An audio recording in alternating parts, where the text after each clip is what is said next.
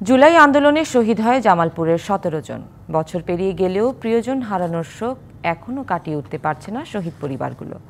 সরকারি ও বেসরকারি আর্থিক অনুদানে কিছুটা ঘুরে দাঁড়ালেও হত্যার বিচার শুরু না হয় হতাশ তারা।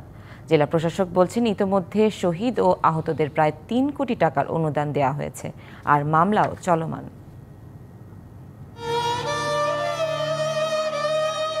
জামালপুরের মেলান্দহের পশ্চিম শ্যামপুর গ্রামের আবুজর জীবিকার সন্ধানে পাড়ি জমান ঢাকায়। বসুন্ধরা এলাকায় ব্যক্তিগত গাড়ি চালক হিসেবে কাজ করতেন।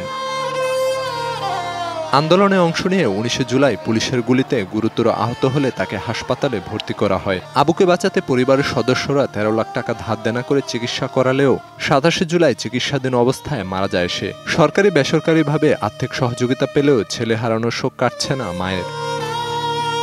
১৯ তারিখে গুলি খাইছে, ২৮ তারিখে ২৭ তারিখে বাবা দুনিয়া বিচারে গেছে গা।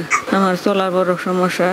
সরকারের কাছে আমার এই আবেদন, 2টা ছেলে আমাদের কর্মদরাই দিব। আমার ভিতরে কেমন লাগতেছে যে আমি ভাষায় প্রকাশ করতে পারবো না। আমার মা যেমন কান্নাকাটি করে, আমি হয়তো চোখের পানি ফেলাই না, কিন্তু আমার ভিতরে যে কেমন লাগতেছে সেটা আমি জানি। শিয়া বাটার ও ভিটামিন ই সমৃদ্ধ লিলি হালাল বিউটি সোপ, তারুণ্যময় উজ্জ্বল ত্বকের জন্য।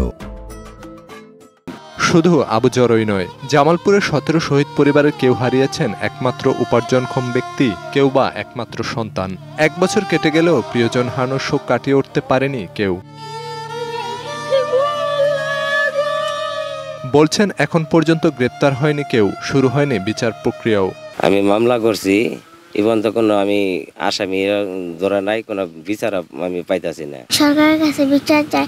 সরকার যে আমরা বড় হব তখন আমাদের দায়িত্ব নাই। ২২ তারিখে যে গুলি করে মারলো, সামনে মাসের 5 তারিখে 1 বছর হবো, এখন পর্যন্ত কোনো বিচার পাইলাম না। আমরা সরকারের টেয়াতে কি করবো, আমরা বিচার চাই। জেলা প্রশাসক জানান, শহীদ পরিবার ও আহতদের এখন পর্যন্ত ২ কোটি ৮০ লাখ টাকা আর্থিক অনুদান দেয়া হয়েছে, আর মামলার বিষয়টি তদারকি করা হচ্ছে।